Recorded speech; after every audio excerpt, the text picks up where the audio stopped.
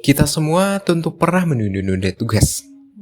Tapi kalau terlalu sering, bisa jadi itu prokrastinasi. Menurut Cambridge Dictionary, prokrastinasi adalah tindak menunda sesuatu yang harus dilakukan. Biasanya karena sesuatu itu timbul perasaan negatif atau tidak menyenangkan. Tapi kenapa prokrastinasi terjadi?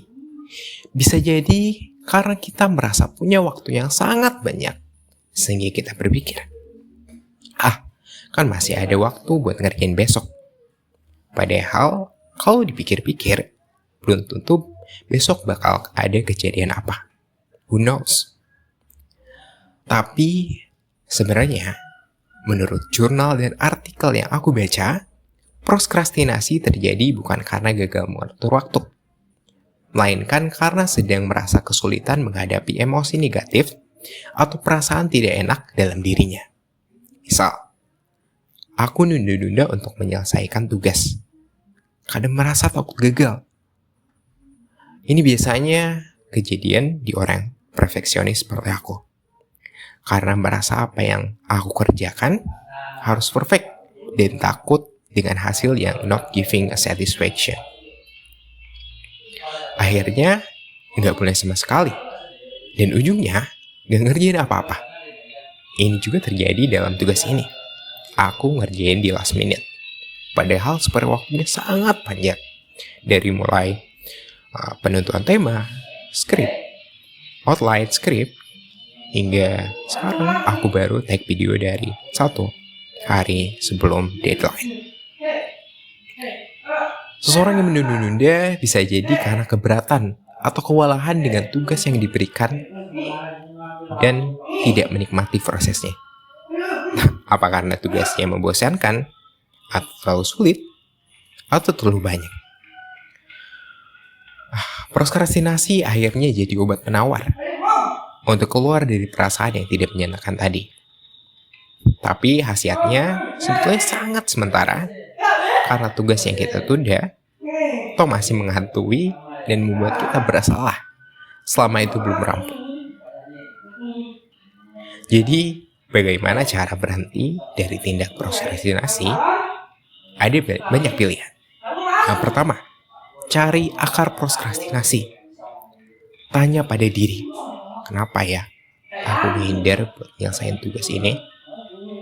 Kenapa ya tugas ini bikin perasaan aku gak enak? Ketika paham apa akar dari permasalahan, kita lebih terampil mengatasi emosi negatif. Sehingga harapannya gak lagi menunda-nunda. Yang kedua, ubah cara kita memandang tugas yang akan kita kerjakan. Jangan bilang, aku harus kerjain, tapi aku mengerjain. Dari perubahan kata ini, ngaruh loh ke emosi kita. Kalau kita mengalami kesulitan perencanaan atau bingung mulai dari mana, nggak ada salahnya untuk tanya ke ahli ataupun ke orang yang lebih tahu tentang masalah itu. Yang ketiga, lupakan kesempurnaan. Karena itu tidak ada. Yang penting mulai aja dulu. Kerjakan, tulis draft pertama secara cepat. Masih ada kesempatan untuk memperbaiki sebelum submit ke leads. Di balik orang yang handal, ada banyak eksperimen. Perbaikan bahkan kegagalan. Lebih baik memulai dan menyelesaikan daripada tidak sama sekali. Yang keempat, optimalkan lingkungan untuk minimal dari gangguan. Jauhkan distraksi dari godaan teknologi digital, kuatkan tekad. Matikan notifikasi selama periode fokus. Nyalakan do not disturb, hindari medsos untuk sementara waktu. Mark Twain pernah bilang, "It's your job to eat a frog. It's best to do it first thing in the morning." Jika tugas kamu adalah memakan katak, sebaiknya lakukan hal tersebut di pagi hari. Dalam hal ini, katak adalah tugas yang terbesar dan terpenting dalam hidup kita. Jadi, tugas yang dikerjakan di awal pagi hari Ketika otak kita masih fresh,